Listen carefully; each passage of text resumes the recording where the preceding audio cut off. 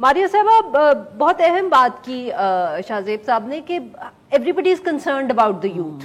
بلاول بھٹو زرداری صاحب آتے ہیں تو وہ پچھلی حکومت کا حصہ رہے ہیں، مگر آ کے ہمیں کہتے ہیں کہ میں نوجوان ہوں، میں سیاست کو تبدیل کروں گا.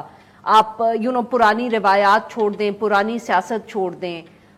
مریم صاحبہ آتی ہیں تو وہ بات کرتی ہیں یوتھ کی. شہباز شریف صاحب کل بیٹھے ہوئے تھے، پورا ایک ٹیڈ ٹاک کا ماحول بنا ہوا تھا. It was a very sort of very fancy, very TED, it wasn't like an عام سا پارٹی کا ماحول یا اس طرح الیکشن کیمپین کا کوئی لگ رہا تھا وہ.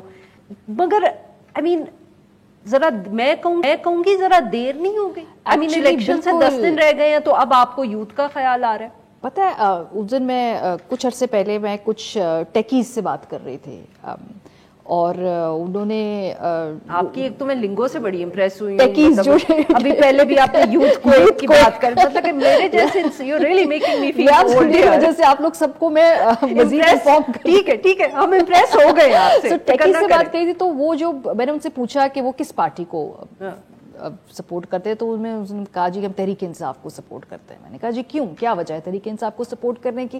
تو اس میں سے ایک شخص نے مجھے بتایا کہ 2004 یا 2005 جب وہ پاکستان کی ایک یونیورسٹی کے اندر آئی ٹی کے اسٹوڈنٹ تھے تو ان کی یونیورسٹی میں عمران خان صاحب آئے تھے اور کہتے ہیں ہم بالکل ینگ بچے تھے اور انہوں نے آ کے ہمیں کہا کہ آپ سب نے پولیٹیکل پروسیس کا حصہ بننا ہے اور آپ ہاتھ اٹھائیں، آگے آئیں، کون کون پالیٹکس میں آنا چاہتا ہے.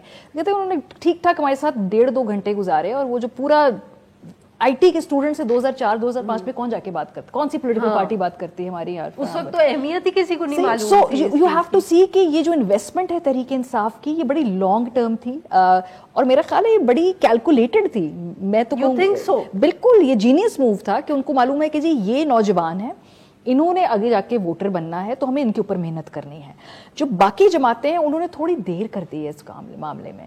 سو جس آئی ٹی کے اسٹوڈنٹ کو 2005 میں جا کے عمران خان صاحب اور ان کی جو پارٹیز یونیورسٹیز میں جا کے اسٹوڈنٹ سے بات کر رہے ہیں، سو ڈو یو تھنک 15 سال کے بعد وہ جو ان کو پولیٹیکل پروسیس میں لانے والی اگر تحریک انصاف ہے تو پھر وہ ان کا رجحان کس طرف ہوگا؟ which is what the PPP voter was back in the 70s. Exactly. اور اس بس کو مس کر دیا ہے باقی جماعتوں نے.